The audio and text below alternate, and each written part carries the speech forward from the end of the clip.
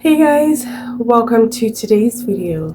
So today we're going to be talking about emotional intelligence and how it's really more of a lifelong thing and something that you have to continue to do every day as long as you're committed to being a better person. All right, so I just wanted to do this quick pop-in because I did just kind of go through an experience that just made me remember that when I'm talking about emotional control, emotional intelligence, you will get to points in your life where you will be tested. Actually, you will be tested every day. It's called life, okay? Let's be real.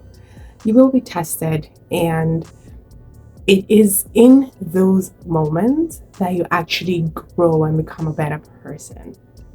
So in my previous videos, I've talked about the benefits of emotional control. But very recently, I was reminded that being somebody who knows how to, or if you're somebody who knows how to manage your emotions and really become more intelligent about the way you express your emotions, it saves you. It really does. Like, it saves you from getting into situations that will not be favorable to you. So, by the way, I apologize for the noise. My neighbor is mowing their lawn, so I apologize for that. So, like, I wanted to give you guys an example, right? The recent experience or the recent thing that I experienced. So basically what happened was that, something happened, and I was having a conversation with someone, and as I was having the conversation, I was hearing things that, I wasn't expecting to hear. And I could feel the emotions coming up like this. Like, you know how when you're in a situation and you can just kind of watch yourself and you're like, don't, right? I can feel that. And what worked for me was that in that moment, I paused and then I physically left the situation. So I excused myself, right? I excused myself, and then I went to play some music, and I was dancing. And in the process of dancing and just playing music, the energy that was coming up was actually being released as I was dancing, right? And so once I was done with that activity and kind of refocused my attention, then I came back. I did some journaling too, and then I came back and I was able to center myself and express myself in a way that voiced the concerns that I had. Now, this whole experience, it did humble me, but more importantly was, I think for me, what I noticed was that when you are in a situation where you're feeling triggered, it can feel harder to manage your emotions, right? It's a lot easier said than done. It's so easier said than done. It always is. But one tip that I would give you that has helped me and continues to help me is really, slow it down, people. Like stop the thing, slow down the moment to a point where you can be aware of what's going on, and then take whatever measures to control it. From my perspective, because I slowed down, I was able to feel like the energy coming up. Like, I could feel it. And it was almost like an out of body experience. She was like, no. My body was like, no. Girl, no.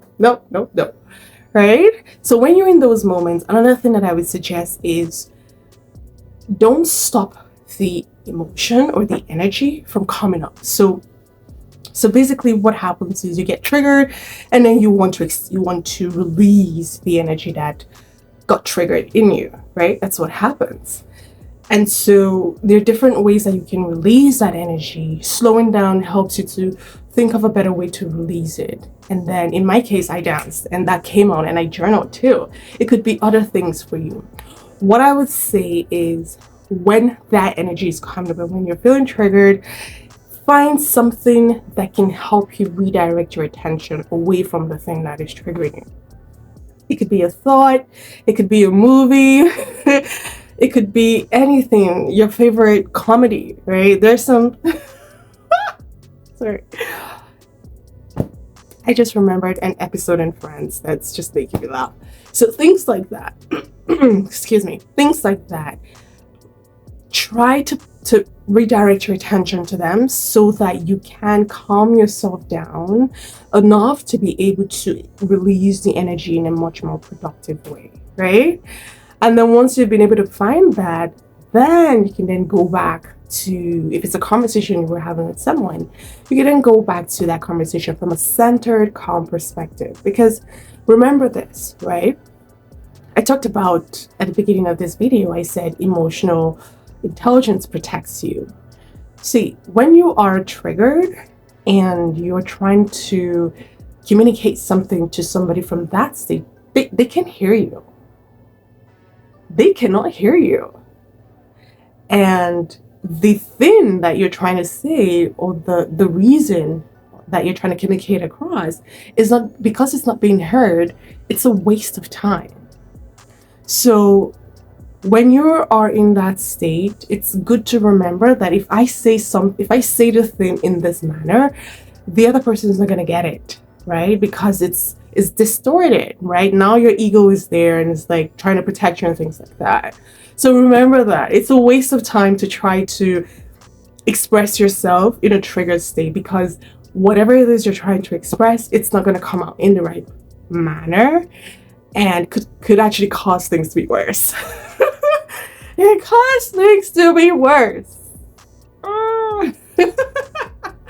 So remember that emotional control, emotional intelligence is for you.